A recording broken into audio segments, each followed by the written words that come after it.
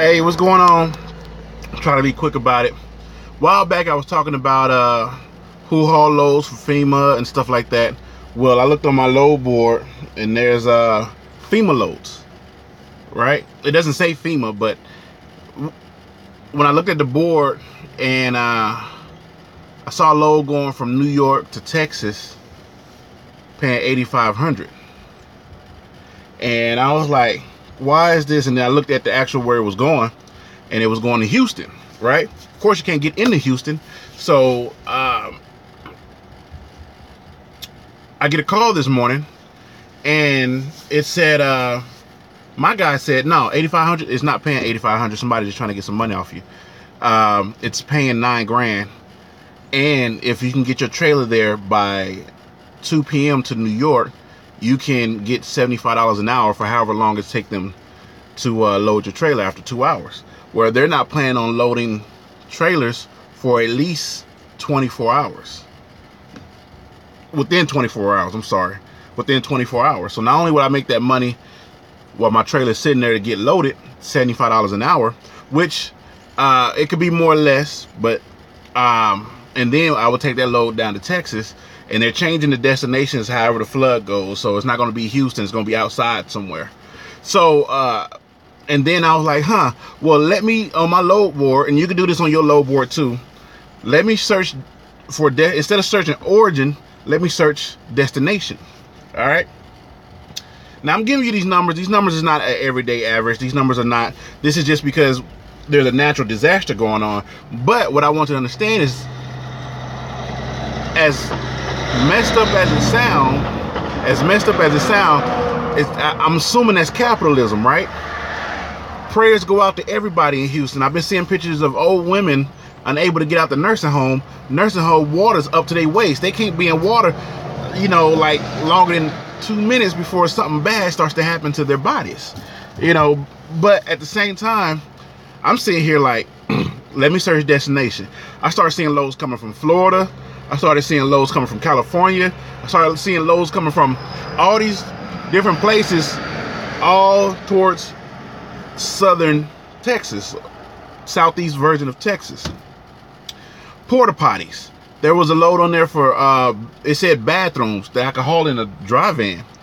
And it was paying like $5, $6 an hour. Not hour, but a mile. Like, where's my thing at? I can't show y'all the actual load board, but trust me when I tell you, like, it was paying,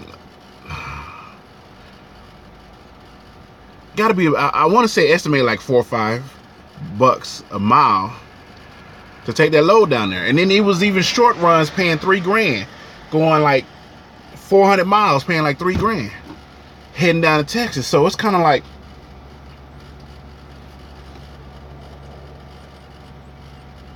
how should an individual feel about that? Because now I'm able to capitalize off of the misfortune of everybody that's over in southern Texas. Am I wrong for that? That's what I want to know. Because when I saw it, I immediately like, hey, look, I know we can't go into Houston, but where do we go? You know? Hey, Tim said make that money. Yeah, I'm saying, when I search, instead of searching like origin on my load board, I search destination and I put Texas, and I start seeing high dollar freight going into Texas. Generators, pumps, porta potties. There's water that's 58,000 pounds of water. I don't even know how you haul 58,000 pounds, you know, but it's saying 58,000 pounds, and it's coming from California of all places, of water. Now I wouldn't haul that because that's way too heavy. Yeah, they still paying decent money, but I wouldn't haul that. I don't know how. For me, hauling anything over 43, 44,000, max 45K, you know. But you know, I just want to do a quick live feed about that. Like, if you are on a load board right now, you need to check the freight going into Texas and see the dollar price that you're getting. And it'll also be interesting if you're at Snyder or some of these company-based load boards, What are you seeing? Are you seeing high dollar freight going into Texas right now, going into southern parts of Texas, like Houston, Austin, all that region over there, right? Let's see. It says you're helping people, TRB, if trucks don't move freight down there. Okay, then, you know, because my conscience, but now where I'm supposed to deliver at, up here in Massachusetts, the delivery number's wrong. Now, all right, we're gonna go a little bit longer. I'm gonna ask y'all. So this load right now that I took up here from where did I pick this load up? I picked this load up in Dallas, Texas. Right? I'm up here in Massachusetts. I still have about $2,000 on the table after I deliver this load.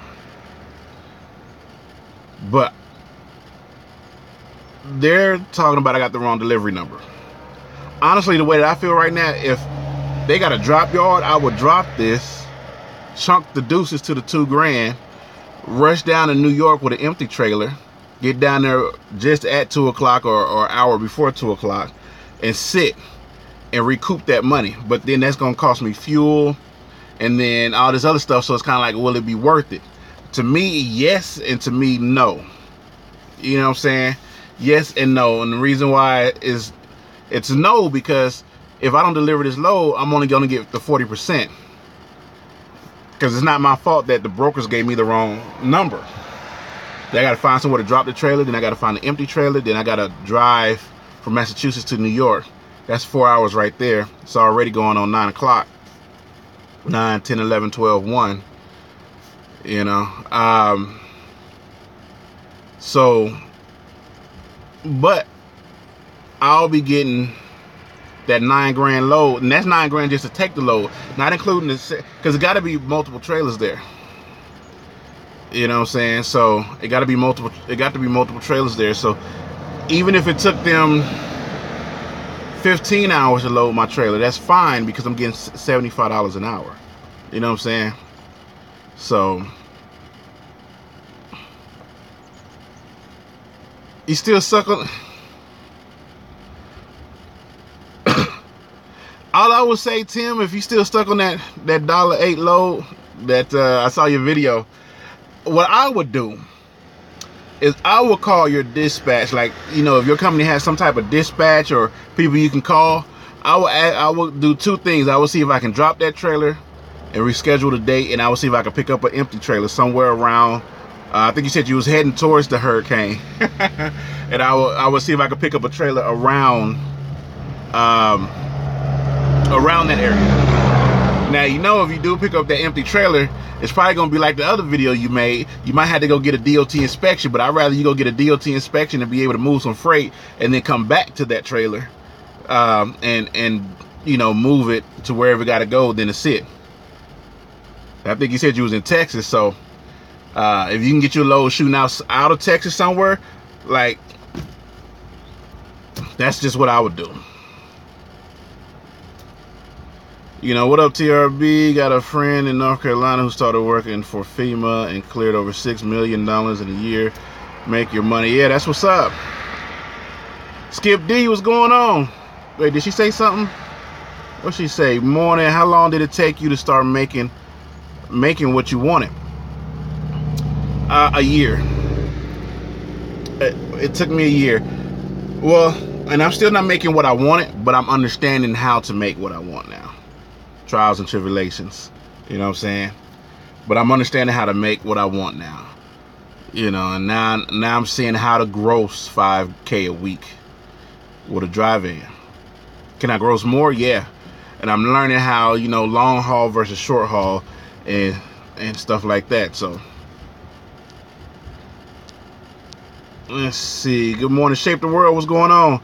All right, we're gonna do a quick Q&A because this was only supposed to be a 5 minutes. Already working on it. Yeah, man, you probably gotta get with that whatever company you with and see if there's a way you can drop that trailer somewhere and go get you another trailer. Skip D. You feel like dry is better than reefer? No. No. All of them has their pros and cons. All of them has their pros and cons. If you can get experience in both, if you're with a company where you can experience both, then I would say try both. Reefer is a lot of waiting, but you get detention time. Dry van can be a lot of waiting, but it's less risk because you don't have to pay for fuel, motor, more expensive trailer, and more sensitive freight when you're dealing with reefer. So how hard is it to pick the right loads off a load board? If you don't know what the money is, it's hard. Meaning, I would have took that load for $5 grand, not knowing any better. But now I know, and on the board they posted it for $8,500. My guy called me. He said, "No, it's going for $9 grand." So when you don't know, it's a trial and goes off load boards when you don't know the proper rate. Especially depends on your circumstances and situation. If you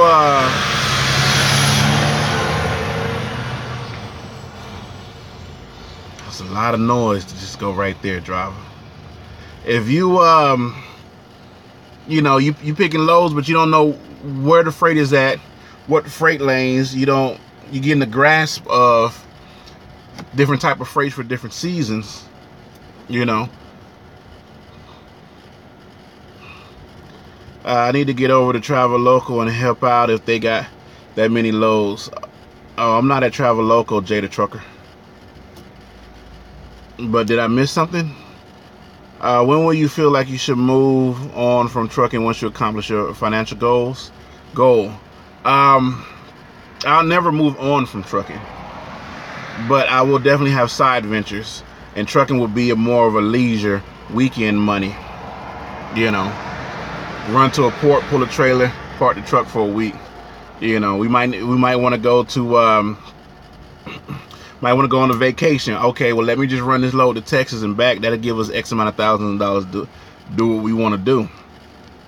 You know, what's a good site to get loads? I run off my company load board.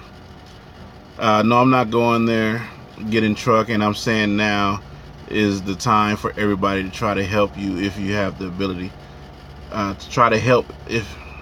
Time for everybody to try to help if you have the ability. Yep, just upgraded that Swift, y'all. That's what's up, King. Let's see.